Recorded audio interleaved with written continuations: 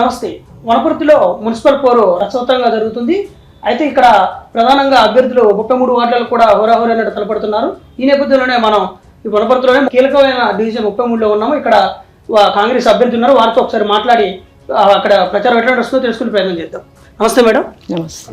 33 ward నుంచి మీరు Congress party నుంచి పోటీ చేస్తున్నారు. ఇక్కడ ప్రచారం ఎట్లా నడుస్తుంది? వనపర్తి పట్టణ ప్రజలకు నమస్కారం.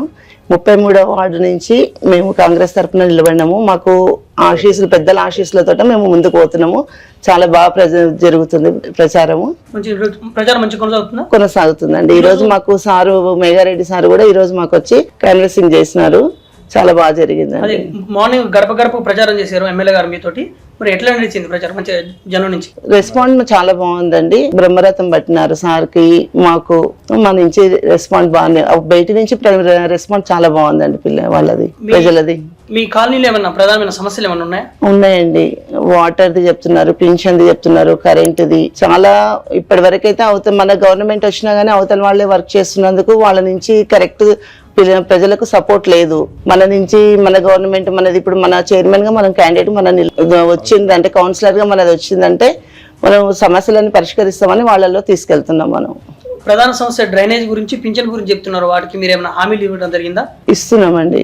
గవర్నమెంట్ పథకాలన్నీ ముందుకు తీసుకెళ్తున్నాము. రేవంత్ రెడ్డి సారు, మేఘారెడ్డి సార్ వీళ్ళందరి ఆధ్వర్యంలో ఇవన్నీ పథకాలు ఉన్నాయని చెప్పేసి వాళ్ళల్లో తీసుకెళ్తున్నాం. మనం ఫస్ట్ టైం పోటీ చేస్తారు కదా, మీకు ఏమన్నా భయం ఉందా? మాకు పెద్దల ఆశీస్సులు ఉన్నాయండి, మాకు భయం ఏం లేదు. ప్రచారం మొత్తానికి అయితే మంచిగా కొనసాగుతుంది. మంచిగా ఉందండి, చాలా బాగుంది. అవతల పొజిషన్ అవతల వాళ్ళు కూడా మాకు భయపడుతూ కొంచెం కనిపిస్తుంది. మాకైతే 90% మాకైతే కాన్ఫిడెంట్ వచ్చింది సార్. ఇప్పటికైతే 100% మేము తీసుకొస్తామని మేము అనుకుంటున్నాం. గెలుస్తారని ధీమా వ్యక్తం చేస్తారు. చాలా కాన్ఫిడెంట్ గా చెప్తున్నాం. మీరేమో ఫస్ట్ టైం పోటీ చేస్తారు. అవతల మీకు నిలబడ్డ క్యాండిడేట్ ఏమో ఇంతకుముందు గతంలో 3 సార్లు పోటీ చేశారు. మరి అంత సీనియర్ క్యాండిడేట్ మీద, ఎక్స్పీరియన్స్ క్యాండిడేట్ మీద మీకు ఏమైనా టఫ్ అనిపిస్తుందా? మాకు అలాంటిది ఏం లేదండి. మేము రాజకీయంగా గత 30-35 ఏళ్ల సంది చిన్నారెడ్డి అడుగుజాడలో నడుస్తున్నాం. కాంగ్రెస్ పార్టీకి విన్నట్టు ఉంటుకుంటూ మేము వెనుక రాజకీయంగా ఉన్న వాళ్ళమే కానీ ప్రత్యక్షంగా రాలేదు. ప్రత్యక్షంగా ఇప్పుడే ఫస్ట్ టైం నిలబడుతున్నాం. మా వ్యాపార వృత్తిరీత్యా మాకు ఉన్న నేమ్ పరంగా ఎస్ఎల్ఎన్ ఆటోమొబైల్స్ మా వ్యాపారం. మేము అన్నిటికీ మా కుటుంబం అన్నిటి స్థిరపడ్డాము. ఇప్పుడు మేము ప్రజలతో మమేకమై వాళ్ళకు పాలు పంచుకుంటూ వాళ్ళకు సమస్యలు కానీ ఏమన్నా వాళ్ళకు తీర్చడానికి ప్రజల మధ్యలో ఉండి వాళ్ళ సమస్యలను తెలుసుకొని కృషి చేసి వాళ్ళకు కృషి చేస్తాం. మేము బీజేపీ నుంచి కూడా ఇదే సామాజిక చెందిన వ్యక్తి కూడా మీకు పోటీలో ఉన్నట్టు తెలుస్తుంది. మరి మీకు మాకు అలాంటిది ఏం లేదు. ఇప్పుడున్న కాంగ్రెస్ ప్రభుత్వం రేవంత్ రెడ్డి గారి ఆధ్వర్యంలో వనపర్తిలో చదువుకున్నారు వాళ్ళు. వనపర్తి ఇదే వల్లభ్ నగర్ లో నివసించినారు వాళ్ళు. నివసించుకుంటూ వనపర్తిలో ఉన్న మా ఎమ్మెల్యే గారు తూడి మేఘారెడ్డి గారు, శివసేనారెడ్డి గారు, చిన్నారెడ్డి గారు వాళ్ళ ఆధ్వర్యంలో బ్రహ్మాండంగా నడుస్తున్న వాళ్ళ అరుగుజాడలో నడుచుకుంటూ వాళ్ళతో పాటు మేము వాళ్ళతో తెలుసుకొని మేము ముందుకు వెళ్తున్నాం. 2 సంవత్సరాలు అవుతుంది కాంగ్రెస్ ప్రభుత్వం అధికారానికి వచ్చి. ఈ 2 ఏళ్లలో మీరు ఏం చేసిర్రు? మీకే ఎందుకు ఓటేయాలని మీరు కోరుకుంటారు ప్రజలు? వనపర్తి 33వ వార్డు ప్రజలకు తెలియజేయనది ఏమనగా, వనపర్తిలో గత 2 సంవత్సరాల కాంగ్రెస్ పార్టీ అధికారంలో ఉన్నది. దానికి మా ఎమ్మెల్యే గారి సహకారంతో డ్రైనేజీలు కానీ, సీసీ రోడ్లు కానీ, స్ట్రీట్ లైట్లు కానీ, ఐమాస్ లైట్లు కానీ, ఇందిరమ్మ ఇండ్లు కానీ, ఉచిత బియ్యం కానీ, అన్ని సమృద్ధిగా ఉచిత కరెంటు కానీ, వెంకటేశ్వర స్వామి టెంపుల్ ఆవరణలో రోడ్లు ఐమాస్ లైట్లు. వనపర్తికి వచ్చిన సందర్భంగా ముఖ్యమంత్రి రేవంత్ రెడ్డి గారు 1 కోటి రూపాయలు ప్రకటించారు. అవి అభివృద్ధి పనులు జరుగుతున్నాయి. మరి ఇంకా 4.5 కోట్ల అభివృద్ధి పనులకు ఎస్టిమేషన్ పంపించాము. 4.5 కోట్లు కూడా వనపర్తికి తీసుకొచ్చి వనపర్తి ప్రాంగణంలోని వల్లభ్ నగర్ లోని వెంకటేశ్వర స్వామి ఆలయం నాకు మరింత సుందరంగా తీర్చిదిద్దాలని కంకణంతో ఎమ్మెల్యే గారు రేవంత్ రెడ్డి గారు అనుకుంటున్నారు. 4.5 కోట్లు తొందరలో శాంక్షన్ చేపించి ఇప్పుడు వనపర్తి వెంకటేశ్వర స్వామి 50 ఏళ్ళ అవుతుంది కట్టి. బ్రహ్మోత్సవాలకు అంత లోపల మేము అన్ని అభివృద్ధి పనులు చేపట్టి వాళ్ళకి అందిస్తాం. పథకాలు అంటున్నారు కదా, కామన్ గా పేదవాడికి గూడు నీడ అంటారు.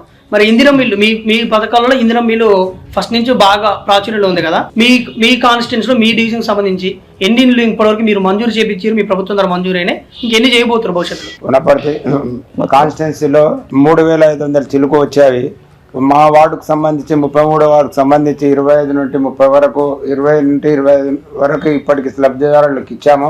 ఇంకా అర్హులు ఉంటే ఇంకా మేము ప్రజలతో వాళ్ళతో కలిసి కొన్ని సమస్యలు ఉన్నాయని చెప్తున్నారు. ఇందిరమ్మ ఇల్లు మాకు రాలేదు అంటే వాళ్ళతో పాటు ఇంకా అర్హులకు రాసుకోండి మేము. ఓకే, సంక్షేమ పదాలు ఇప్పటి వరకు అందిన వరకు ఓకే ఓకే, కానీ అందని వారు కూడా ఇంకా వాటిని లబ్ధి పొందిన వాళ్ళు కూడా కదా, వాళ్ళకి మీరేం చెప్పదలుచుకుంటున్నారు? ప్రభుత్వ పరంగా వచ్చే సంక్షేమ పథకాలు మా వల్లభ్ నగర్ ప్రజలకు ఏమున్నా కానీ వాళ్ళకు ప్రజలకు తోటి వాళ్ళ సమస్యలు తెలుసుకొని వాళ్ళకు కృషి చేసి వాళ్ళకు లబ్ధి చేకూరుస్తామని మేము వాళ్ళకి తెలియజేస్తున్నాం. ఇప్పటి వరకు మీరు రాజకీయ అరంగేటం చేయలేదు, ఈ వయసులో చేయడానికి ప్రధాన కారణం ఏమిటి? మేము వృత్తిరీత్యా మేము అంతా వెల్ సెటిల్గా ఉన్నాం. మా పిల్లలు సెటిల్ అయినారు. ఇప్పుడు మేము మా ఎమ్మెల్యే మేఘారెడ్డి గారి ఆశీస్సులతో, చిన్నారెడ్డి గారి ఆశీస్సులో, శివసేన ఆశీస్సులతో మేము ఇన్ని రోజులు ఇన్ని ఏళ్ల సంది కాంగ్రెస్ పార్టీలో ఉండి కొడుకు మీరు ఎందుకు ముందుకు వస్తలేరు అని చెప్పేస్తే అని వాళ్ళు ముందు మమ్మల్ని ప్రోత్సహించి మమ్మల్ని ముందుకు నడిపిస్తున్నారు. వాళ్ళు నడిపించి వనపర్తి ప్రజలకు, వనపర్తి వల్లభ్ నగర్ ప్రజలు మమ్మల్ని ఆశీర్వదించి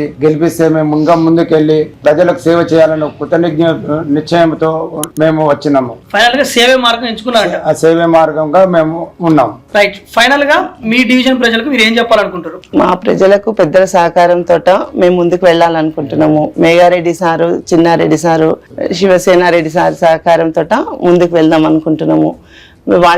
మా సహకారాలు ఎప్పుడు ఉంటాయి. వాళ్ళు ఏది సమస్య వచ్చినా మేము వాళ్ళకి అందుబాటులో ఉండాలనుకుంటున్నాం. ప్రజలకి హస్తం గుర్తుకు ఓటు వేసి మీరు గెలిపించండి. మీకు 6 పథకాలలో మీకు ఏ ప్రజాసేవ కావాలన్నా మేము అందుబాటులో ఉంటాము. మీకు ఎప్పుడు మీకు అవైలబుల్ గా ఉంటామని మేము మాటిస్తున్నాం. ప్రజల సమస్యలను పరిష్కరిస్తామండి. మాకు ఒక అవకాశం ఇవ్వాలని కోరుతున్నాం ప్రజలను.